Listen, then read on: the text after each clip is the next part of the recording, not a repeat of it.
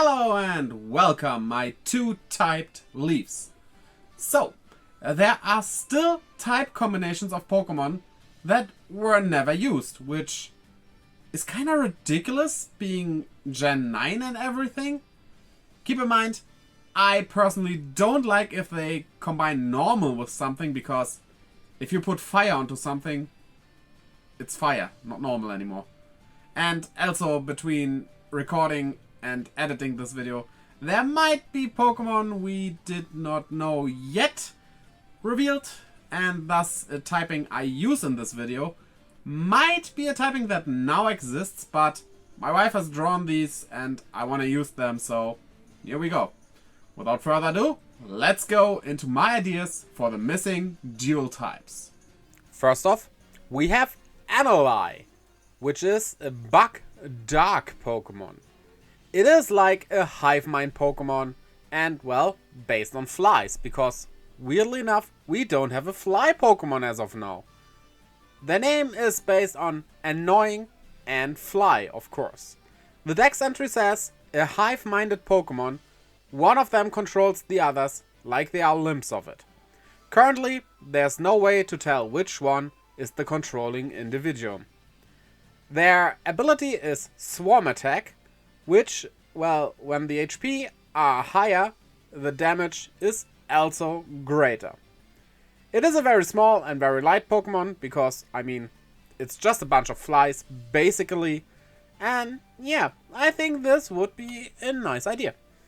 Volition, which is a rock grass type Pokemon. If you don't know what lichen are, those are these weird spots you can find on stones. Thus, well, this is it. And, well, the name is based on lichen and boulder. The actual Pokemon here are the lichen on the rock. They have their roots planted deep into it and move it that way. It likes damp places.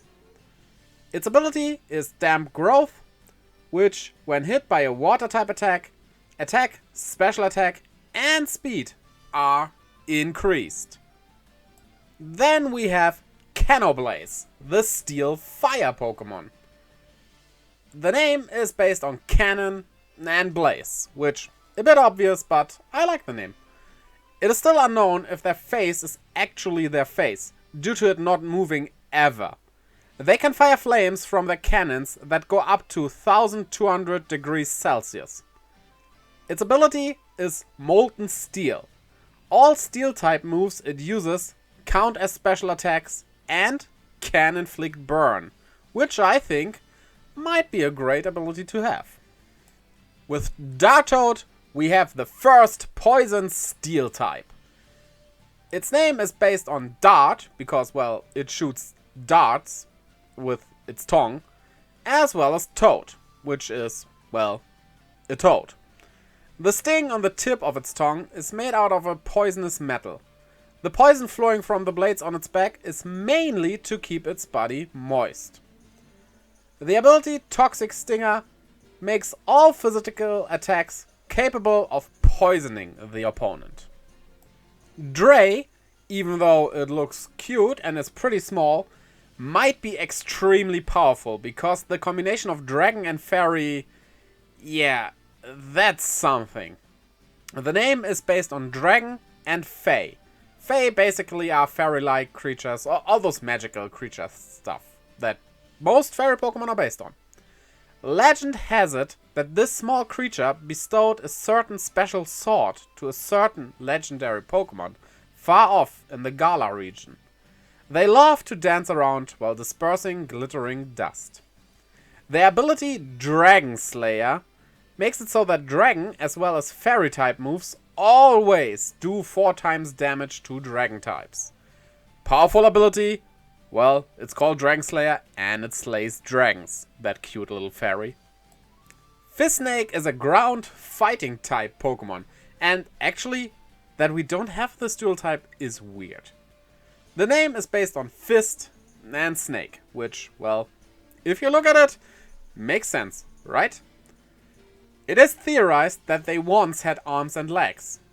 The muscle power in its tail is comparable to 2 of Machamp's arms. It can also dig into the ground as good as a Diglett. Its ability Ground Sticker makes it so that it is immune against every ground type move, which, well, is kinda great. Then we have Flamboyant. The name is a mixture of flamboyant, because it is flamboyant, and the French word for rose, rosé. It is a grass fire type, and yes, it's not a pepper, because I think that idea is not really good. I don't know why it's so popular making a grass fire type into a pepper. I mean, yeah, a pepper is hot, but come on. There have been findings that show a similar Pokemon to this in ancient Sinnoh. However, no relation could be established. It uses its photosynthesis abilities to create fire. The ability Drain Flame makes it so that if this Pokemon causes a burn, it also works like a leech seed, so it absorbs HP when the enemy is burned, but only if caused by Flamboyant itself. Now, yeah, this name is a mouthful. Frauscho. It is based on an animal called an Audat, or however you pronounce that. It's kind of a goat, and also mixes freezing and shocking into it, hence the electric and ice typing. Their mane creates electricity through the difference in temperature it creates with the ice shards in it. It stores that electricity inside a special liquid inside the icy horns. And yes, actually, due to the difference in temperature, you can create electricity. People are working on harnessing that power. The ability Shatter Ram makes it so all moves that involve horns will do a guaranteed critical hit and lower defense on top of that. So, well, ram away, I guess. As we desperately need a capybara Pokemon, I made one, and it's called Froppybara. The name comes from frost and, well, capybara. It's a poison ice type. It absorbs poison from other things. It loves to cuddle and shows affection like this. Its snow-like fur actually feels like touching snow, but can be warm if it likes you. It has the ability Toxic Frost, which makes it so that if you freeze the opponent, it will also take damage like it was poisoned, which, yeah, I think abilities that kinda mix different status illnesses, that would be a cool thing to add. Guarma, the Guardian Llama, is a fairy ground type Pokemon. It doesn't look much like a ground type, but here's the dex entry. It protects the land and makes it fertile. Farmers love to have them on their ranches due to this. The wool made out of its neck is very soft and comfortable. I would also imagine that a lot of clothes are made out of that mane, because, I mean, it's soft and feels good. The ability Magical Step makes it so when it is defeated, it leaves behind a field that heals the next Pokemon each turn for a full amount of 5 turns. So, even if it dies, it still is a bit beneficial there, which could be used in competitive, I think. Now we have Jiaotou, which its name is based on a Jiangxi, which are those Chinese hopping zombies, as they are commonly called, and, well, Psycho, as it is a ghost psychic type. While their body is made out of ghostly energy, the actual Pokemon is the Talisman that is full of psychic energy. They also are pretty good martial artists, learning from the fighting types around them. So, I imagine them to live like basically mostly on mountains where you encounter a lot of fighting types. That would make sense. Doesn't have to be mountains, of course, but they are surrounded by a lot of fighting types. Their ability, Martial Master, will make fighting type moves always be considered steps. So, kinda like it having a third type, but without the strengths and weaknesses of that type. I can't believe we still don't have a kangaroo Pokemon. And now Kangaskhan is way too bulky for a kangaroo. It should be swift and agile, like Lighgaroo, the fighting electric type. Also, that we don't have a fighting electric type by now What? That is such a combo that it comes to mind immediately. Its name is based on lightning and kangaroo, which, well, easy to tell. Whenever they see someone they don't like, they punch them. Every punch generates electricity. If one ever attacks you, try getting behind it because they can't jump backwards, which is an actual thing that actual kangaroos can't do. The ability Jump Paralyze makes it so that every move that includes jumping also has a high chance of paralyzing the opponent. This is one of my favorite my wife has drawn because I really like the design and how it turned out. It's Mag Cycle. Yeah, it's Mag, not Match Cycle, because it's based on Magma and Icicle, the ice fire type Pokemon. The Magma part of its body is gooey and normally just warm, but can go up in extremely high temperatures. On the other hand, the icy spikes can go down to a deadly cold. It is a mystery how it can keep its body established. So yeah, the actual body under the ice, that red part, is made out of magma, but it's a gooey substance like the Pokédex said. The ability Thermal Confusion makes it so that fire-type moves can inflict freeze, while ice-type moves can inflict burn. And if your opponent doesn't know about that ability, it will come as a surprise, which might give you the upper hand. And Majourn is another one of my favorites. This design is so cool. And this time it's not Majourn, but Majourn because it's magic and burn. Thus, fairy fire.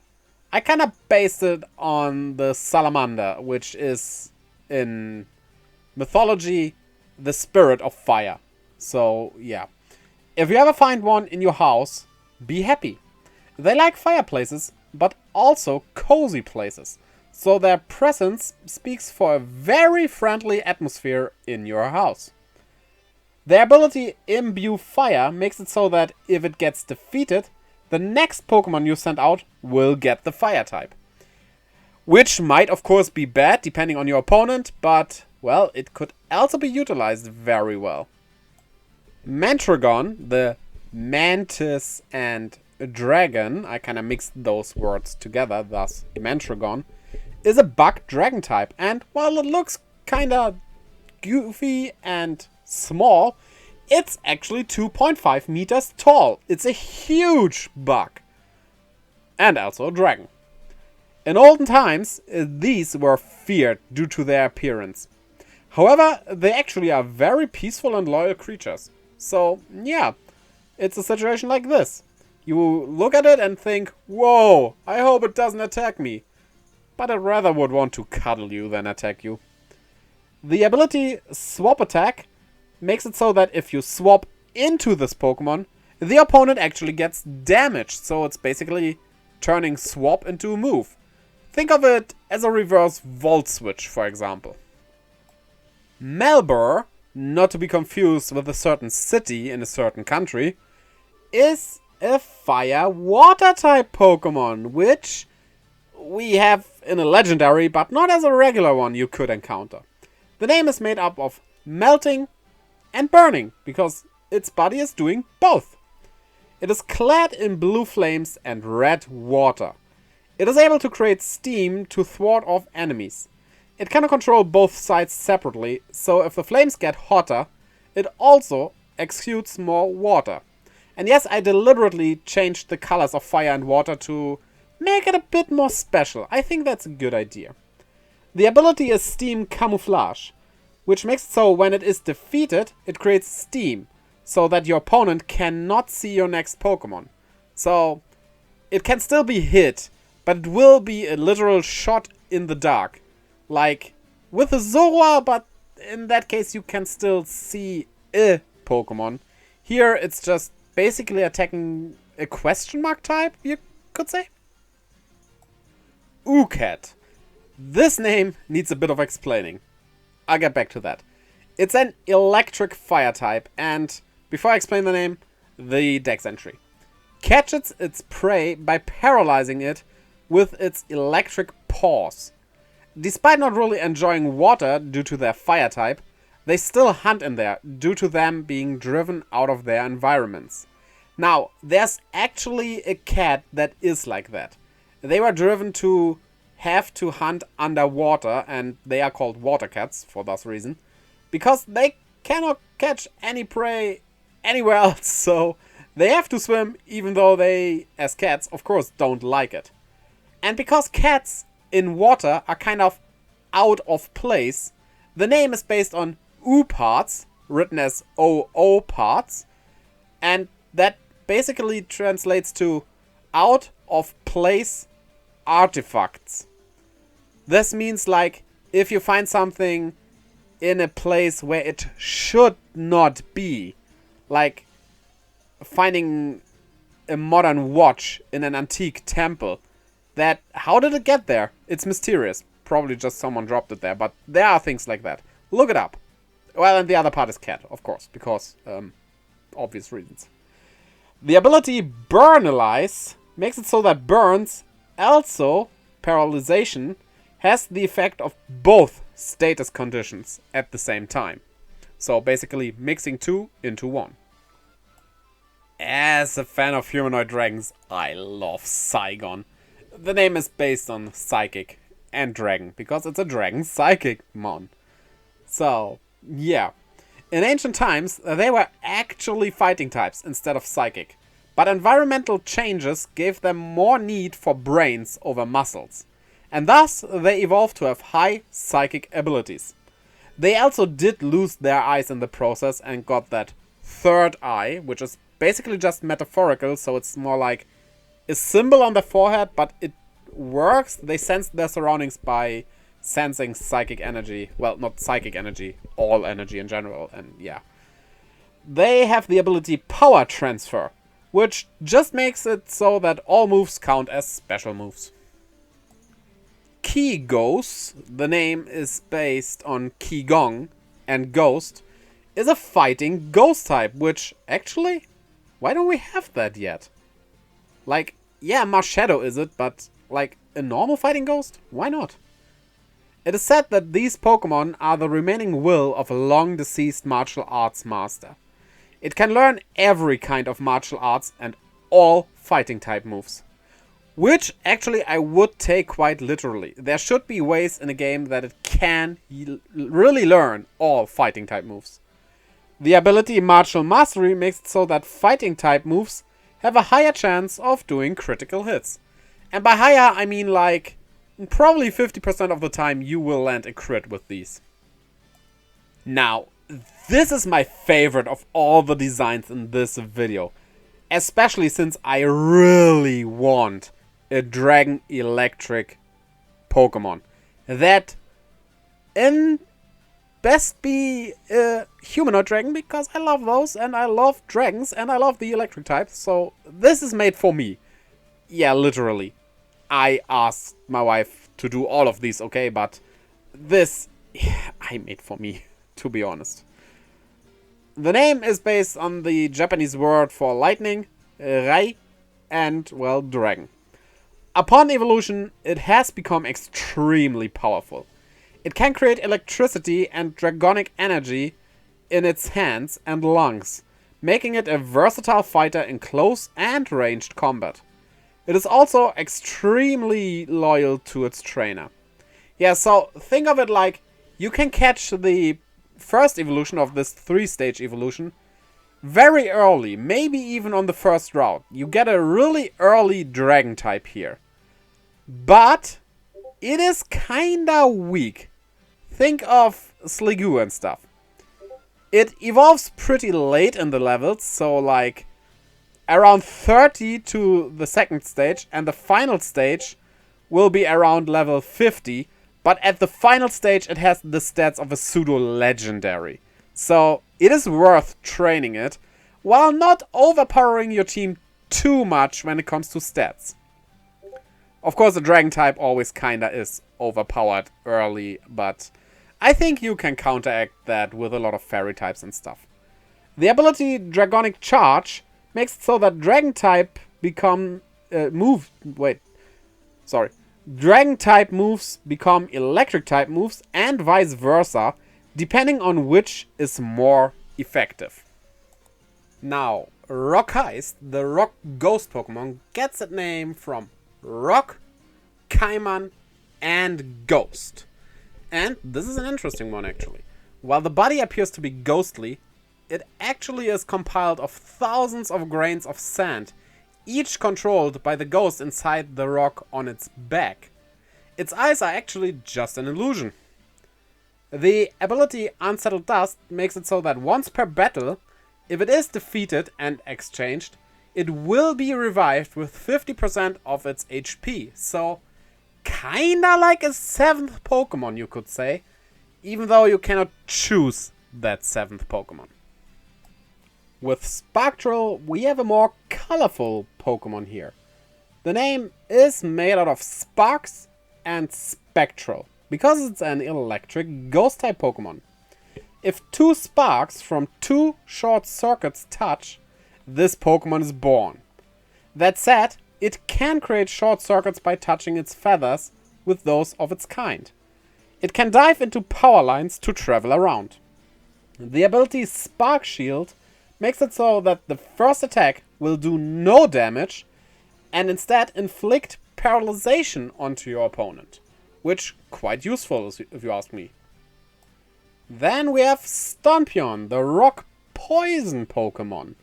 The name made out of stone and scorpion. I mean, we had scorpions before, but I think there's room for this design as well, which looks more like an actual scorpion and, yeah, with the poison stuff coming out of it. I think that's a great idea. Its actual body is a gelatinous mass, but with the minerals it is eating, it creates a rocky shell. The poison it exudes is made out of dead body cells it keeps in the pouches inside that shell. The ability Toxic Residue makes it so that it poisons the next Pokemon you call out. That might sound not very beneficial, but there are strategies where your Pokemon being poisoned can be helpful, and it's basically made for that. Now we have Sumorilla Female, a fairy fighting type. Keep that in mind, we'll get to the male one after this. The name is made out of sumo and gorilla, because it's a gorilla doing sumo. The design also is made after female sumo ringers. Their shouts can create a powerful sound wave. With their magical abilities, they are able to concentrate that sound wave to target a specific spot. Their ability Amplified Body makes it so that if they get hit by a physical attack, their attack and special attack are raised, depending on the damage taken. So, at certain instances, the higher the damage, the more stages the attack and special attack will go up. And the male version of Sumorilla is a rock fighting Pokemon, so it's differently typed than the female version. We never had this before in Pokemon, and I think that's a neat idea to have, to be honest. Within their tribes, they fight all day. This is not to determine the leader, but because every hit on their body makes it harder and more sturdy. And they like being hard and sturdy. Their ability Tough Body makes it so that if they get hit by a physical attack, their defense and special defense are raised depending on the damage taken. So it's basically the defensive version of that of their female counterpart.